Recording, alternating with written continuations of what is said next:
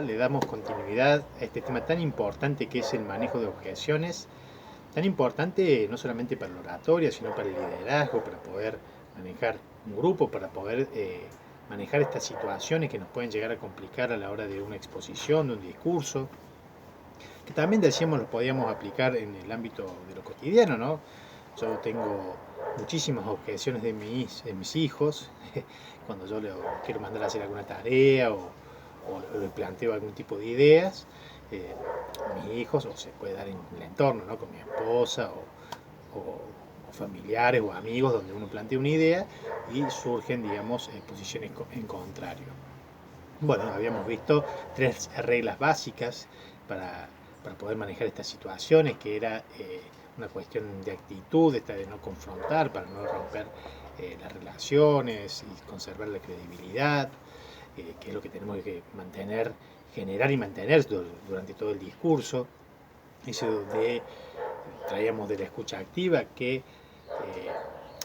dejamos a la otra persona que terminara de hablar y no hablábamos por encima de él, y ahí percibíamos de dónde venía esa pregunta, si era un experto o una persona, digamos, común que tenía una duda. Y bueno, evitar de cualquier tipo de agresión, decíamos verbal o no verbal, y que de lo no verbal había que tener cuidado porque por ahí no nos damos cuenta y el tono de voz y lo gestual podían llegar a delatar nuestro malestar frente a esa pregunta. Después decíamos que podíamos estar en cuatro situaciones, eh, hablando así en términos generales, vamos a plantear cuatro situaciones en las que nos podemos encontrar frente a una objeción, ¿sí? Por ejemplo, ante un argumento que nosotros consideramos equivocado. Tenemos la certeza de que está equivocada la persona.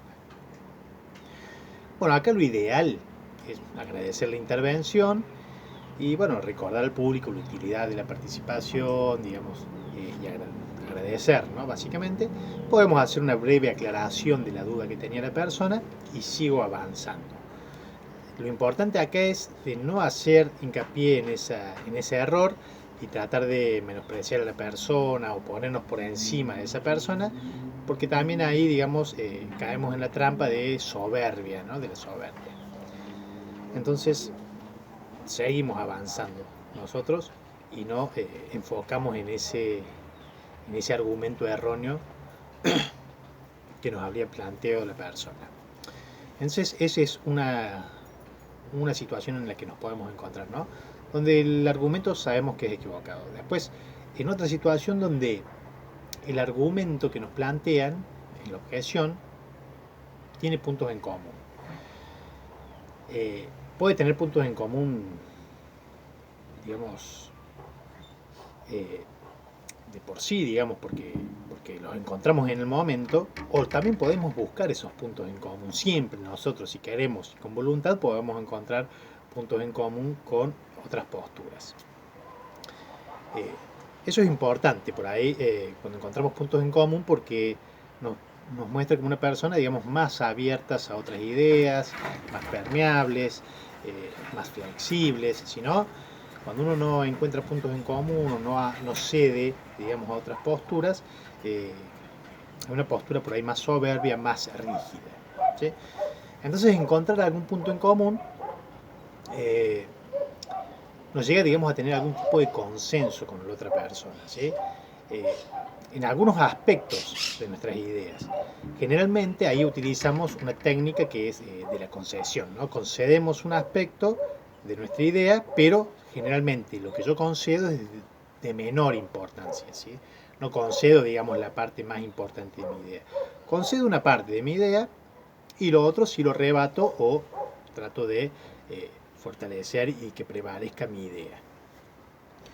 Entonces ahí, bueno, como decía, ¿no? Nos hace ver, digamos, como más permeables, más, no, que no hay una soberbia y que no hay un fanatismo, digamos, en la idea. Y que aceptamos la idea de otro, dándole lugar inclusive.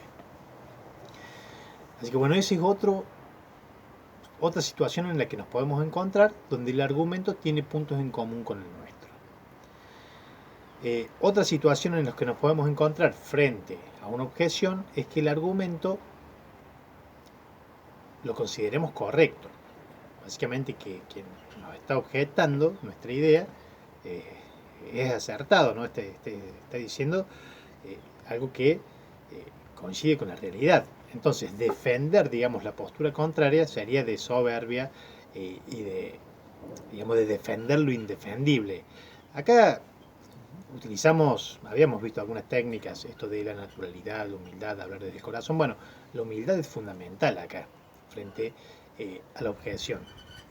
Porque si a mí me plantean un argumento que yo sé que está en lo cierto, entonces eh, lo prudente y lo correcto sería decir que está en lo correcto. ¿Mm? Y ahí es donde juega la humildad. Eh, Admitir el error, y ahí, digamos, bueno, se utiliza la táctica del vencido, básicamente, que tiene como objetivo frenar el ataque y el efecto es admitir el error y recobrar de alguna forma la confianza, digamos, y la credibilidad en el público.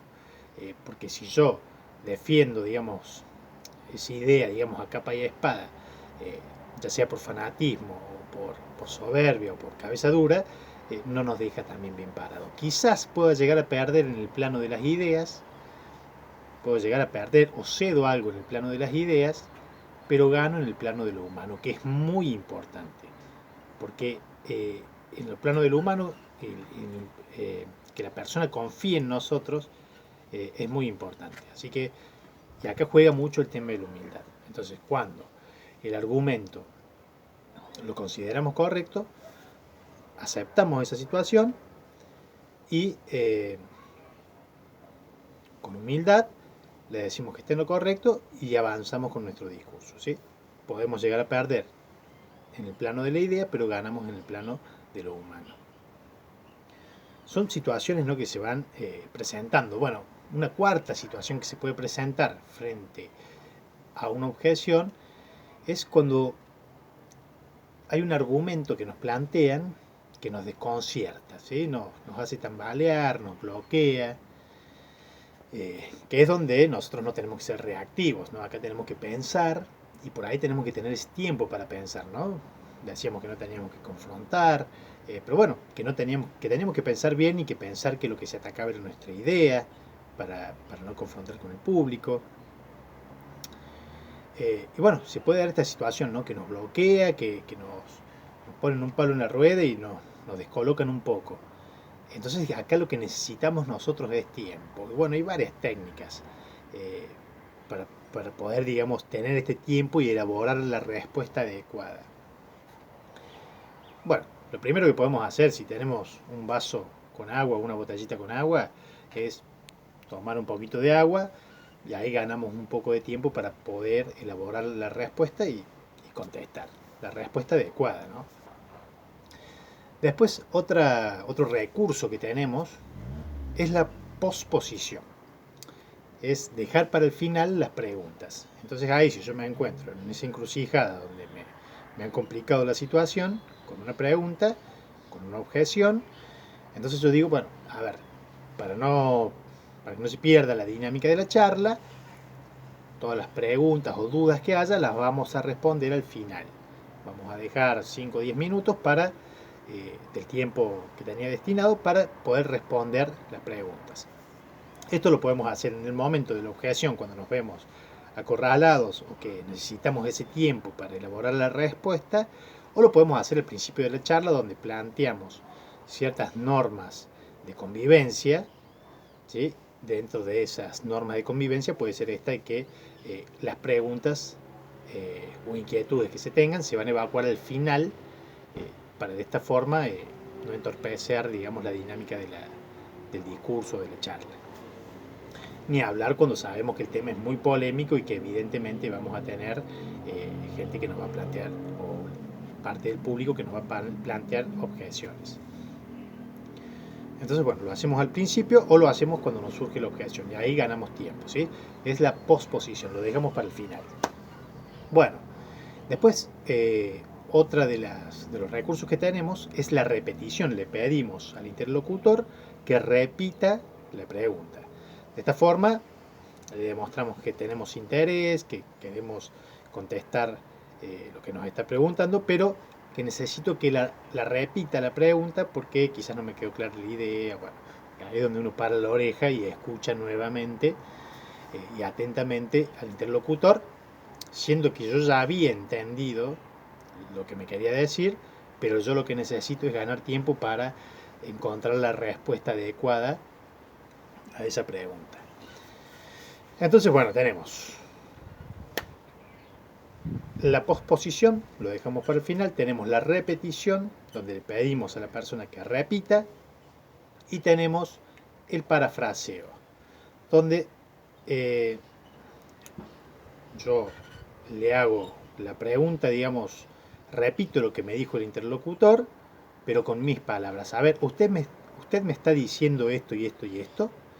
Es para que la persona me reafirme o me aclare. Generalmente el parafraseo se hace para aclarar, ¿no?, una duda, pero acá lo podemos usar como una herramienta también para ganar tiempo. Cuando yo entendí con claridad lo que me quería preguntar, pero parafraseo la pregunta de nuevo, ¿sí?, para ganar tiempo y que la persona me afirme si efectivamente era eso lo que me estaba preguntando. Y yo en ese tiempo pude encontrar la respuesta o elaborar la respuesta adecuada. Bueno, entonces nos podemos llegar a encontrar en estas 4 situaciones donde el argumento es equivocado, que decíamos, bueno, agradecer lo que es la participación, que el público puede interactuar, y nunca focalizamos en ese error para menospreciar a la persona. Ante un argumento con puntos en común, decíamos que los puntos en común generalmente pueden existir, digamos, porque surge en el momento, o también nosotros los podemos encontrar con buena voluntad. Siempre, si queremos, podemos encontrar puntos en común en distintas ideas. Y acá decíamos que lo que hacíamos era ceder no la parte más importante de la idea, sino una parte, la minoritaria, y la otra, si la defendíamos nuestra posición. Y ahí es como que también quedábamos como que permitíamos otras ideas más permeables y nos mostrábamos con personas de mentes más abiertas. Y no demostramos un fanatismo, digamos, o soberbia frente a nuestras ideas.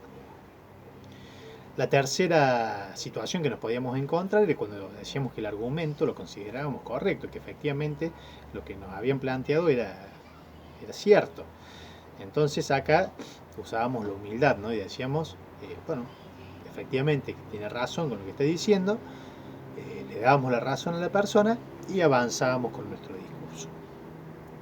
Que de alguna forma nos servía esto para frenar a la persona que avanzara más y nos terminara destruyendo ahí, digamos, nuestro discurso, no sé, dependiendo de la intención de la persona, pero sí frenamos el ataque y podíamos perder en el plano de las ideas, pero ganábamos en el plano de lo humano. Decíamos que lo humano es muy importante porque es lo que genera credibilidad y la confianza. Así que ganar en lo humano no es poco. Esto raramente nos puede llegar a pasar, salvo que nosotros no hayamos preparado bien el tema o no estemos bien informados. ¿Sí? Entonces, ahí sí podemos llegar a caer en esa situación donde alguien nos plantea un argumento correcto, contrario al que estamos planteando nosotros, pero la persona esa tiene la razón. Entonces ahí también seguro habría una falla nuestra de no haber preparado bien el tema o no haber tenido en cuenta la generalidad de las posiciones que pueden llegar a haber. Bueno, o no tener realmente la convicción de lo que uno está diciendo. Y después una cuarta situación que nos podemos llegar a encontrar frente a una objeción, que era cuando el argumento, digamos, de la otra persona nos desconcierta o nos saca del centro, podemos decir, ¿no? Nos hace perder el hilo de nuestro discurso. Bueno, teníamos varios recursos acá. Era la posposición, dejarlo para el final, que lo podíamos hacer también al principio del discurso, decíamos como reglas de convivencia. Podíamos acudir a la repetición, pedirle a la persona que repita, o al parafraseo, es de nosotros repetir la pregunta que nos hicieron con nuestras palabras para que la persona nos afirme si estamos en lo correcto o no. siendo que ya la habíamos entendido a la pregunta, pero lo que necesitábamos nosotros era tiempo, ganar tiempo para poder elaborar la respuesta adecuada. Bueno, este es un tema muy importante, manejar las objeciones, no solamente nos sirve para la oratoria, nos sirve para la vida en general. Como les digo, estamos plagados de objeciones, ya van a ver en un día cuántas objeciones, si se ponen a contar, pueden llegar a plantearles, depende en el entorno y con las personas que ustedes convivan, con sus hijos, con sus nietos, cuando ustedes plantean una posición y pueden haber objeciones y bueno, ahí podemos utilizar estas técnicas que hemos visto. Si bien están destinadas para la oratoria, también la podemos aplicar en nuestra vida cotidiana. Acá, por ejemplo, uno está más propenso a las objeciones en el ámbito de la política que en el ámbito académico. En el ámbito académico sí nos pueden hacer preguntas relacionadas con el tema, generalmente si hay una duda. Acá en el ámbito de la política no solamente nos van a plantear permanentemente ideas contrarias, dependiendo del público, ¿no? Si es un público afín a mis ideas, o si puede haber un público heterogéneo donde no sabemos cómo piensan, y bueno, y ahí tenemos que estar predispuestos a que surjan muchísimas objeciones. Entonces ahí, o si el tema sabemos que en sí es polémico, podemos plantear esto de la posposición al principio del discurso, y después, como les dije, ya vamos a ver a la hora de elaborar el discurso cómo nosotros nos adelantamos a las objeciones que nos pueden llegar a plantear y ya tenemos respuestas elaboradas, que no quieren decir que vayan a salir tal cual las preguntas y las respuestas, pero bueno, ya tenemos un marco general que nos va a permitir en ese momento salir de la situación. Así que bueno, les mando un beso, les deseo lo mejor, que disfruten de este hermoso día porque está soleado y si viene hay un poquito de viento, pero bueno, el solcito, al sol está lindo. Otra cosa, los que vean este video sería bueno que me hagan algunas preguntas para seguir con el tema de las preguntas, que es lo que habíamos visto con la escucha activa. Decíamos esto de las preguntas abiertas, de las cerradas, que las preguntas generaban, podíamos hacer preguntas para que la persona siga hablando, o íbamos con preguntas cerradas para que no se salga del tema. Bueno, le veníamos dando, digamos, la importancia, ¿no? Veníamos viendo la importancia de las preguntas y sería bueno que sigamos en ese camino. Así que también estaría bueno que ustedes, los que vieron estos videos o este video, hagan algunas preguntas con respecto al manejo de objeciones. Yo les propongo hacer entre 3 y 5 preguntas a cada uno y que yo las pueda responder, digamos, a través de audios. Así que bueno, también lo planteo como un desafío, porque el hecho de poder elaborar preguntas requiere de un proceso mental donde uno tiene que tener cierta información que le genera una duda y de esa forma uno puede hacer preguntas, ¿no? Es todo un proceso, digamos, intelectual que hacemos a la hora de elaborar preguntas. Por eso yo no he sido docente, digamos, no he tenido alumnos en primario y en secundario, pero sí he sido alumno y uno se da cuenta ahí que generalmente los que le va bien son los que pueden formular preguntas y a los que tienen, digamos, más dificultades de comprensión, difícilmente pueden hacer una pregunta. Entonces, el desafío es de empezar a elaborar preguntas, porque eso va a hacer que ustedes también se interesen por el tema y que digamos, toda esta temática les haya generado algunas dudas, de que ustedes presten atención, de que ejerciten la escucha activa. Bueno, empezar a elaborar preguntas nos ayuda muchísimo en lo personal, ¿no? Nos ayuda muchísimo en lo que es la comprensión. Bueno, y tiene otros componentes la pregunta que nos ayuda desde el punto de vista personal, que ya lo vamos a ver cuando veamos un poco de programación neurolingüística. Así que bueno, les mando un beso y nos despedimos y espero las preguntas de los que estén participando. Les mando un beso, chau chau.